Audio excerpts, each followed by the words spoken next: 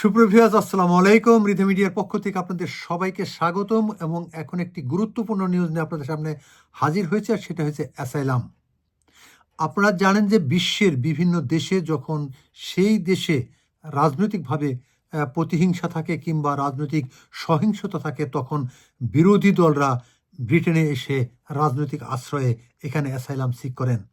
ঠিক তেমনি সিরিয়া থেকে যারা এসে এখানে অ্যাসাইলাম সিক করেছিলেন, এখন সিরিয়ার রাজনৈতিক পট পরিবর্তন হয়েছে।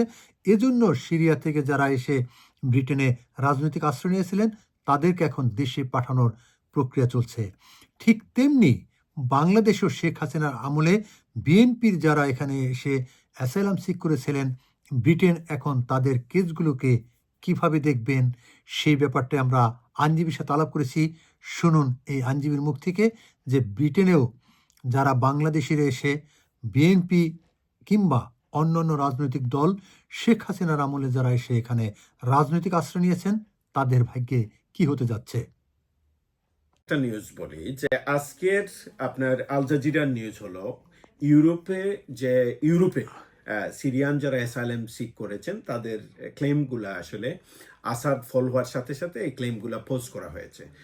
পোজ মানে স্থগিত করা হয়েছে। স্থগিতের মানে হলো যে এখন আসাদ যারাই ক্লেম করেছিলেন তারা আসাদের নির্যাতন বা নিগৃহীত হওয়ার অথবা অত্যাচারিত হওয়ার কারণে তারা সিরিয়া ছেড়েছিলেন।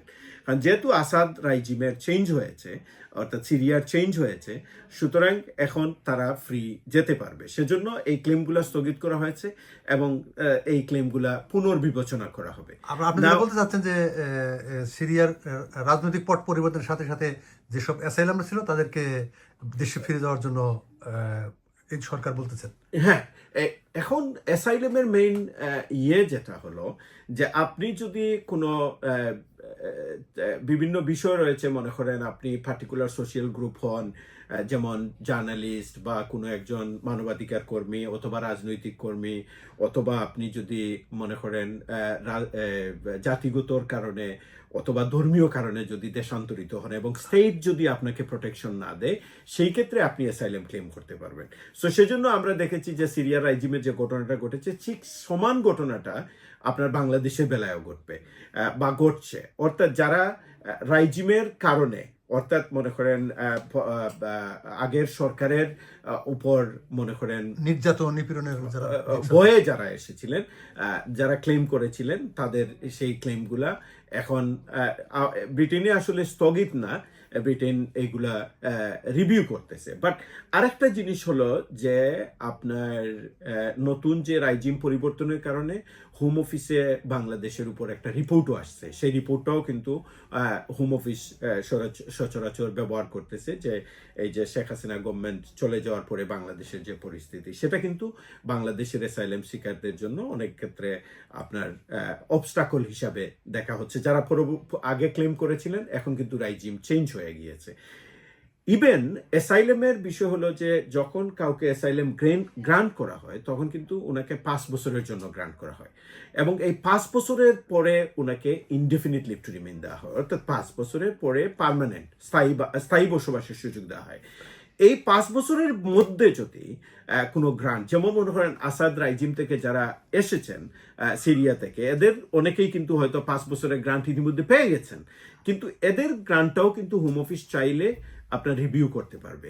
অর্থাৎ তারা যখনই আপনার এটাকে বলে অ্যাক্টিভ রিভিউ, এবং যখনই তারা ইনডেফিনিট লিভের জন্য আবেদন করবেন অথবা এর আগেও হোম অফিস কল করতে পারে, অর্থাৎ দেখবে যে ওনাকে স্থায়ী বসবাসের জন্য দেওয়ার দরকার নাকি ওনাকে ফেরত পাঠানোর দরকার। So having a grant from the home office it does not necessarily mean that আপনাকে স্থায়ীভাবে বসবাসের সুযোগ দেবে। অর্থাৎ আপনি যদি গ্রান্ট হোম অফিসে অ্যাসাইলাম করেও দেয়, one is temporary grant and secondly হলো পার্মানেন্ট গ্রান্ট। সো পার্মানেন্ট গ্রান্টের আগ পর্যন্ত আপনাকে যদি দিয়েও দেয় তবুও কিন্তু আপনি এইখানে অ্যাক্টিভ রিভিউতে আছেন। যখনই সিচুয়েশন চেঞ্জ হবে আপনার এটা রিভিউ করবে, অর্থাৎ পুনরায় আবার বিবেচনা করা হবে। প্রথমে যখন বলা হয়েছিল আপনি নিরাপদ না, পুনরায় বিবেচনা করে দেখা হবে প্রেক্ষাপটের উপর যে আপনি আসলেও নিরাপদ নাকি আপনি স্বদেশে যাওয়ার জন্য আপনি অনিরাপদ। কিন্তু যদি বলতেন বাংলাদেশে যারা বিএনপি বা অন্য দলের ছিল, আওয়ামী লীগ বিরোধী ছিল, তারা এখানে অ্যাসাইলাম করেছে, তাদের ভবিষ্যৎ কি হবে? ওয়েল, আমি এটা যেহেতু আপনি পার্টিকুলার কোনো আমি দলের কথা আমি বলছি না, আমি যে কথাটা বলছি, যখনই কেউ কোনো আবেদন করছেন, উনি নির্যাতিত হওয়ার কারণে অথবা নিগৃহীত অথবা নিপীড়িত হওয়ার কারণে অথবা উনার মানবাধিকার লঙ্ঘিত হয়েছে এরকম অভিযোগে যারা অ্যাসাইলাম ক্লেম করেছেন, এবং তারা যদি দেখা যায় যদি এখানে ওয়েল, আমি এর আগেই বলেছি একটা ফান্ডামেন্টাল আপনার ইস্যু হলো যে আপনি স্টেট আপনাকে ন্যায় বিচার দিচ্ছে না, তখন রাজনৈতিক সরকার যখন থাকে তখন বিরোধী দল থেকে এটা খুবই সহজে বলা যায় যে রাজনৈতিক সরকার আমাকে স্টেট প্রোটেকশন দিচ্ছে না, সেজন্য আমি অ্যাসাইলাম ক্লেম করছি, এবং সেটা যদি আপনি প্রমাণ করতে পারেন। কিন্তু দেখা যদি যায় সেই রাজনৈতিক সরকারই নাই, তাহলে কিন্তু আপনার এই ক্লেমটা কিন্তু অনেকাংশে উইক হয়ে গেল।